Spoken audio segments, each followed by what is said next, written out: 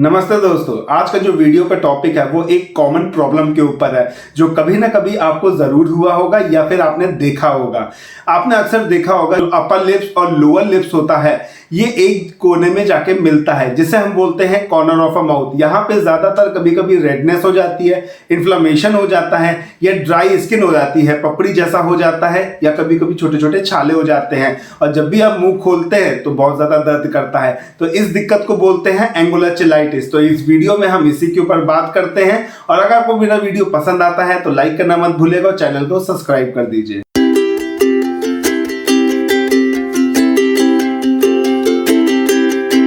सबसे पहले ये जान लेते हैं कि एंगुलर चिलाइटिस होता क्या है। एंगुलर चिलाइटिस एक कॉमन इन्फ्लेमेटरी स्किन कंडीशन है जो कि ज्यादातर कॉर्नर ऑफ अ माउथ में पाया जाता है। एंगुलर चिलाइटिस को कई सारे नामों से जाना जाता है जो कि आपको बगल में दिख रहा होगा। ज्यादातर लोग जो है एंगुलर चिलाइटिस और कोल्ड सोर के बीच में कंफ्यूज हो जाते हैं क्योंकि एंगुलर चिलाइटिस और कोल्ड सोर लगभग देखने में तो सेम लगता है लेकिन दोनों के रीजन अलग अलग हैं। जो एंगुलर चिलाइटिस होता है वो बैक्टीरिया या फंगल इन्फेक्शन की वजह से हो जाता है और जो कि कोल्ड सोर होता है ये हर्पीस वायरस की वजह से होता है। जो कोल्ड सोर है ये कंटेजियस होता है, फैलता है, और जो एंगुलर चिलाइटिस है ये नॉन कंटेजियस होता है। अब हम बात करते हैं कि एंगुलर चिलाइटिस किस एज ग्रुप में ज्यादातर पाया जाता है। एंगुलर चिलाइटिस कोई भी एज ग्रुप में हो सकता है लेकिन ज्यादातर देखा गया है यंग एज ग्रुप में और ओल्ड एज ग्रुप में। अब हम बात करते हैं कॉज के बारे में, किस वजह से हो जाता है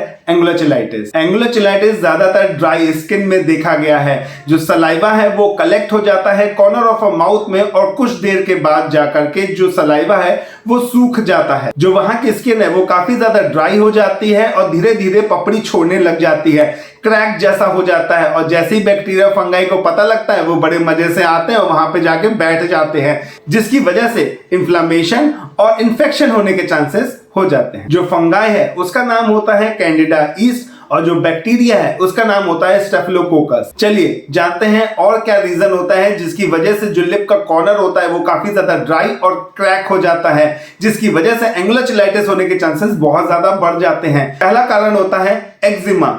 दूसरा कारण होता है जो लोग डेंचर पहनते हैं निकालने बैठाने वाला, अगर वो प्रॉपर तरीके से फिट नहीं है उसकी वजह से भी हो जाता है। रात में सोते समय अगर थूक बहुत ज्यादा निकलती है तो ये भी एक कारण होता है। ज्यादातर बच्चों को देखा होगा अपना अंगूठा चूसते हुए या पेसिफायर को सक करते हुए, उसकी वजह से भी एंगुलर चिलाइटिस होने के चांसेस काफी ज्यादा बढ़ जाते हैं। अगर स्किन के एलर्जी है वो भी एक रीजन होता है और अगर आपके दांत काफी ज्यादा मिस अलाइन है, आगे पीछे है, वो भी एक कारण होता है।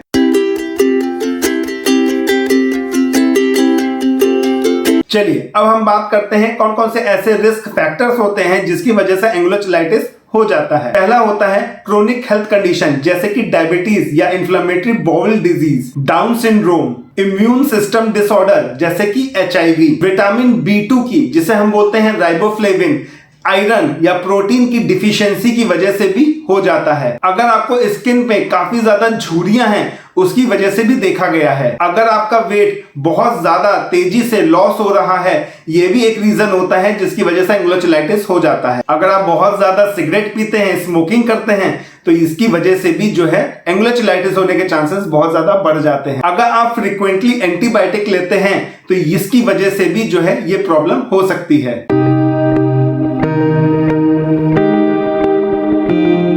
अब हम बात करते हैं सिम्टम्स की। अगर आपको लिप के कॉर्नर पे ब्लीडिंग हो रही है, रेडनेस है, स्वेलिंग है या फिर वहां की स्किन काफी ज्यादा सूखी है, क्रैक है, छोटे छोटे दाने जैसे आ रहे हैं, काफी ज्यादा खुजली होती है और काफी ज्यादा दर्द करता है तो ये सब सारे सिम्टम्स होते हैं एंगुलर चिलाइटिस के। एंगुलर चिलाइटिस को कैसे डायग्नोस करते हैं चलिए आपको बताते हैं। एंगुलर चिलाइटिस की जो डायग्नोसिस है वो क्लिनिकली बेस होती है हिस्ट्री पे और एग्जामिनेशन पर। आप क्या करते हैं, कल्चर करते हैं किसका, swab taken from a corner of a mouth जो कि रिवील करता है कैंडिडा एल्बिकेंस को, हर्पीस सिंप्लेक्स को जिसकी वजह से कोल्ड सोर हो सकता है या फिर स्टेफिलोकोकस ऑरियस को रिवील करता है। इसमें बायोप्सी कराने की कोई जरूरत नहीं है। अब हम बात करते हैं ट्रीटमेंट पार्ट की।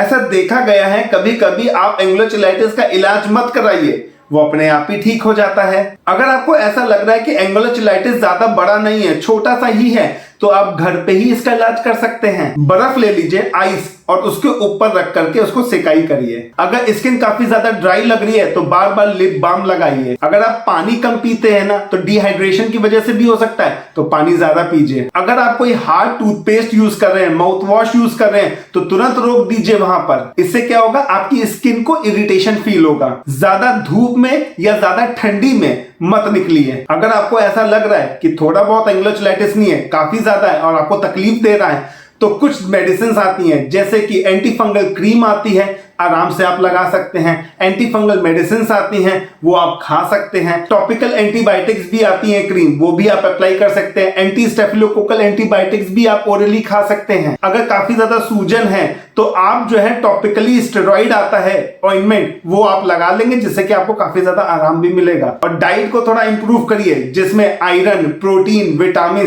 भर भर के हो, वो खाना खाइए। अगर आपको मेरा वीडियो यहां तक अच्छा लगा हो तो बिना लाइक किए मत जाएगा, शेयर कर दीजिए। कुछ पूछना हो तो नीचे कमेंट सेक्शन में कमेंट कर सकते हैं। और अभी तक सब्सक्राइब नहीं किया तो प्लीज सब्सक्राइब माय चैनल और बेल आइकन दबाना बहुत ज्यादा जरूरी है। हैव अ मस्ती, have a blast, always keep smiling with your friends and family. और आपसे मिलूंगा एक अनदर वीडियो में, तब तक की बाय बाय, जय हिंद।